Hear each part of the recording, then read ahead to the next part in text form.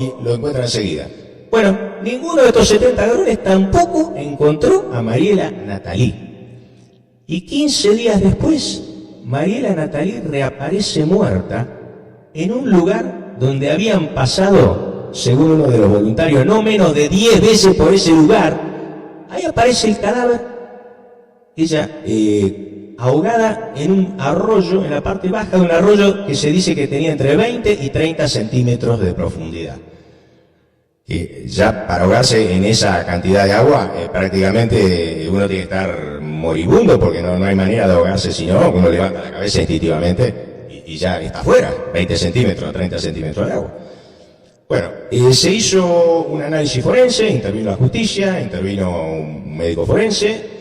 El médico dictaminó que el cuerpo no llevaba muerto más de 48 o a lo sumo 72 horas. Pero a ella durante 15 días la estuvieron buscando y no estaba viva. Así que durante esos 12 días que Mariela Nathalie estuvo viva, ¿dónde estaba? Me hago la misma pregunta que con el caso anterior de Barrera, que lo buscaron 5 días y no estaba en ningún lado, y después reapareció en la misma cuesta donde lo estuvieron buscando. ¿Dónde estaba esa gente? ¿Estaban? La pregunta es, ¿estaban donde los buscaban o no estaban? ¿O se habían desintegrado, o se habían teleportado, o estaban en una dimensión paralela y no estaban? Después reaparecen. Bueno, este caso nuevamente nos está dando que pensar.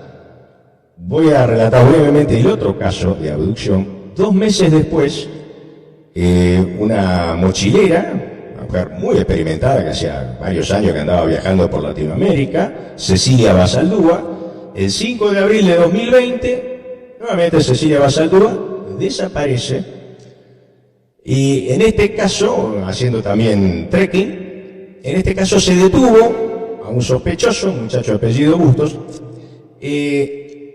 Él tenía una vivienda en donde Cecilia Basaldúa, cuando la agarró, esto fue en plena pandemia, entonces no tenía dónde parar, habían cerrado el camping.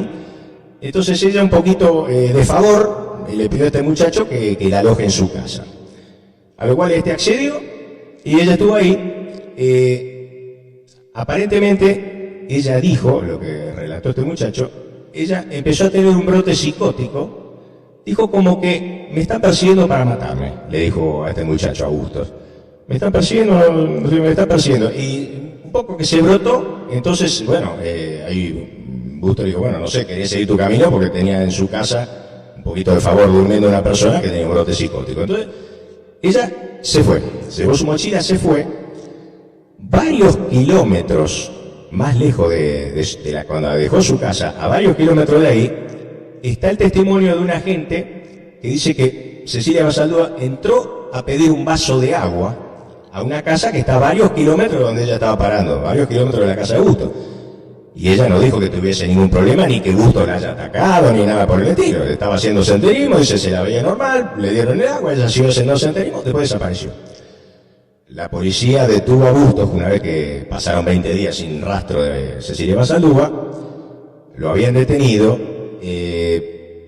Yo dije, bueno, a ver, leí todo lo que pude sobre este caso, digo, a ver, no puede ser que una persona, si el hombre quiere hacer una agresión de tipo sexual o lo que sea con alguien que tiene en su casa, no va a esperar a que esta persona se vaya a su casa, haga 3-4 kilómetros, vaya a pegarlo en la casa lo más tranquila y después la corra varios kilómetros para ir a atacarla, habiéndola tenido en su casa a su merced.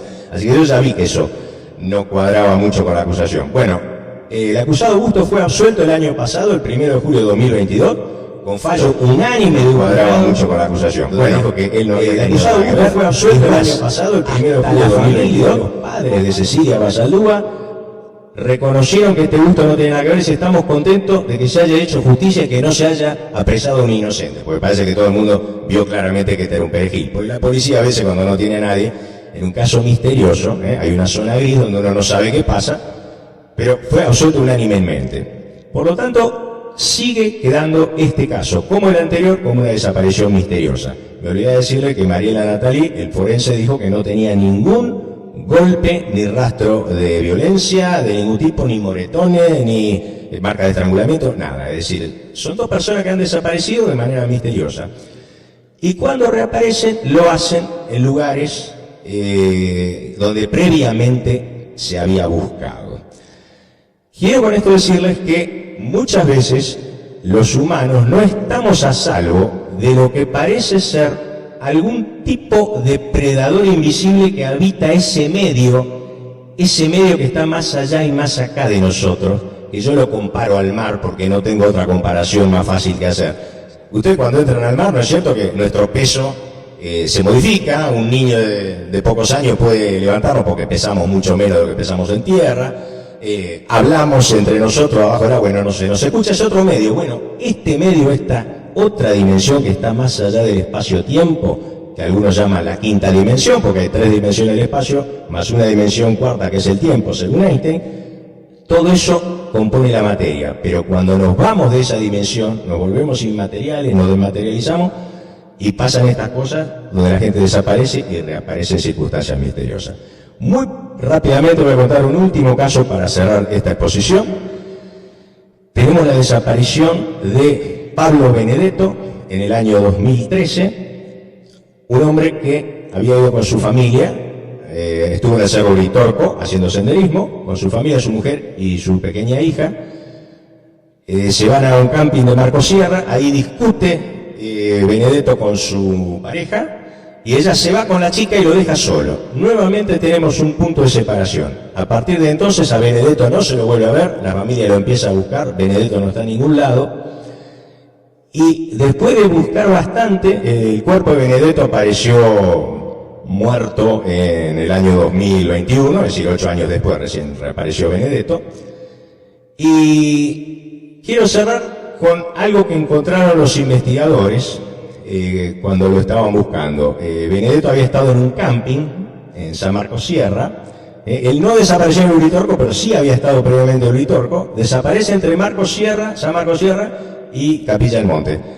En el camping de San Marcos Sierra encuentran una nota que había dejado Benedetto.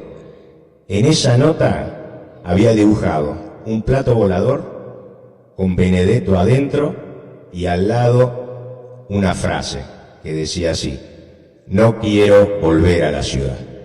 Muchas gracias.